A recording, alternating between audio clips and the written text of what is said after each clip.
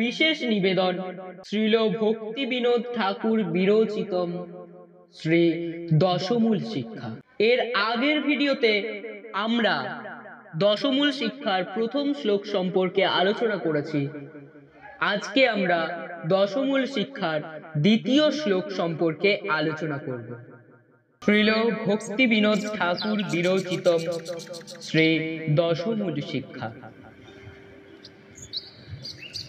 কলিযুগ পাবন অবতারী শ্রী চৈতন্য মহাপ্রভু আজ থেকে প্রায় 536 বছর পূর্বে নদিয়ার নবদ্বীপে অবতীর্ণ হয়ে যে সম্বন্ধ বিধানের ওপর দাঁড়িয়ে জীবকে সংকীর্তন ধর্মে মাতোয়ারা করে প্রেম ভক্তি দান করেছিলেন, সেই সিদ্ধান্ত সংক্ষেপে শ্রী দশমূল শিক্ষারূপে প্রকাশিত হয়েছে। সেই দশমূল শিক্ষার দ্বিতীয় শ্লোকটি হল স্বতঃসিদ্ধ বেদ হরিদ্বৈত বেদ প্রভৃতিত প্রমাণং সৎপ্রাপ্তং প্রমিতি বিষয়ান তান্নববিধান তথা প্রত্যক্ষাদি প্রমিতি সহিতং সাধয়তি ন যুক্তি তর্কাখ্যা প্রবিশতি তথা শক্তিরহিতা। অর্থাৎ শ্রী হরির কৃপা মাত্র ব্রহ্মাদি ক্রমে সম্প্রদায়ে যে স্বতঃসিদ্ধ বেদ পাওয়া গিয়াছে, সেই আমনায় বাক্য তদ অনুগত প্রত্যক্ষাদি প্রমাণের সহচর্যে নববিধ প্রমেয় তত্ত্বকে সাধন করেন। যে যুক্তিতে কেবল তর্ক, সেই যুক্তি অচিন্ত বিষয় বিচারে অক্ষম, অতএব তর্ক সেই বিচারে প্রবেশ করতে পারে না। স্বতঃসিদ্ধ বেদ বেদ প্রভৃতিত, বেদটা স্বতঃসিদ্ধ, কেননা বেদটা হরিমুখ নিঃসৃত। বেদকে কেউ সৃষ্টি করে নাই, ভগবানের মুখ নিঃসৃত বাণী, তাই বেদ স্বতঃসিদ্ধ। ব্রহ্মা প্রভৃতির দ্বারা এই মর্তলোকে এসেছে আমনায় বাণী রূপে। প্রমাণং, সেটাই হচ্ছে প্রমাণ। প্রত্যক্ষ প্রমাণ হতে পারে, কিন্তু যদি ইন্দ্রিয়টা জড় ইন্দ্রিয় হয়, যদি চিন্ময় ইন্দ্রিয় হয়, সেই জড়চক্ষুর দ্বারা অপ্রাকৃত বস্তুকে প্রমাণ করা যাবে না। অনুমান নিজে নিজেই দুর্বল। অনুমানের দ্বারা কিছু জানা যায় সত্য, কিন্তু সেটা দুর্বল। তাই বলেছেন শব্দ প্রমাণ। শব্দ প্রমাণ শাস্ত্র জনিতার্থ।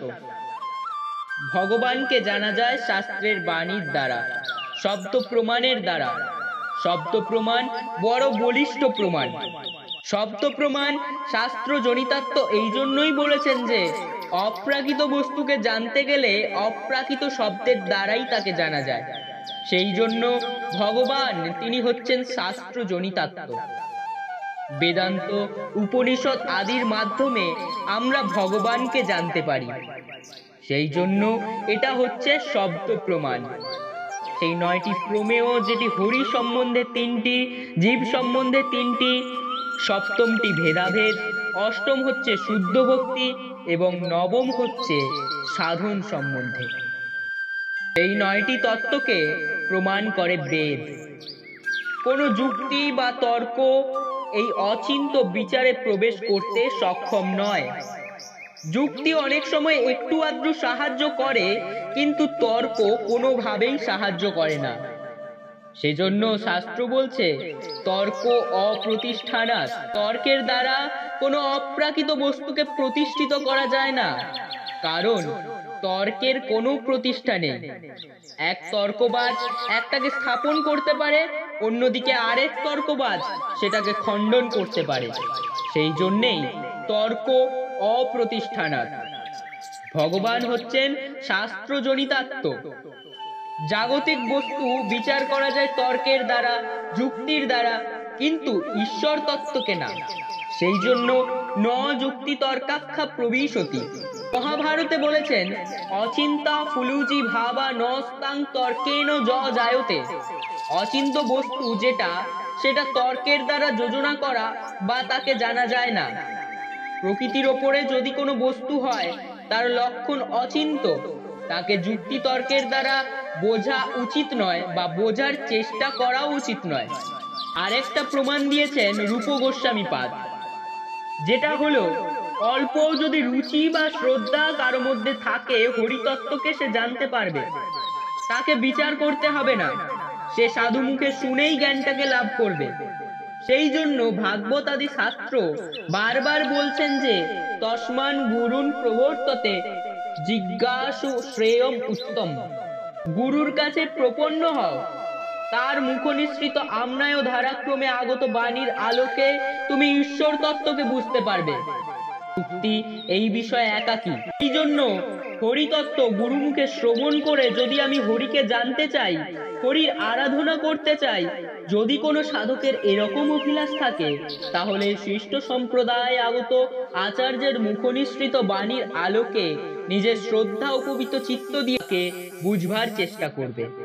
এইভাবে তার শ্রদ্ধাটাই তাকে জানবার সাহায্য করবে, হরিতত্ত্বকে অবধাবন করতে সাহায্য করবে। তোমার ভেতরে নিষ্কপট শ্রদ্ধা, জ্ঞানের শ্রদ্ধা নয়, কর্মের শ্রদ্ধাও নয়, তোমার ভেতরে ভক্তি বিষয়িনী শ্রদ্ধা, তোমার ভেতরে ভগবত বিশ্বাসময় শ্রদ্ধা। সেই শ্রদ্ধা যদি কোনো ভাগ্যক্রমে তোমার ভেতরে আসে, ভক্তি উন্মুখী সুকৃতিযুক্ত শ্রদ্ধা, সেটা যদি থাকে, তাহলে তুমি বুঝতে পারবে আজ থেকে তোমার শুরু। হরিকথা গুরুর কাছ থেকে শ্রবণ করো, তুমি জীবনের শেষ ভাগ পর্যন্ত বুঝতে পারবে যে হরি কেমন। ভেদ্য পুরুষকে জানতে গেলে শব্দ প্রমাণের দ্বারা জানতে হয়। প্রথম দুটি শ্লোকে 10টি শিক্ষা সম্পর্কে সুন্দরভাবে বর্ণনা করেছেন শ্রীল ভক্তি বিনোদ ঠাকুর।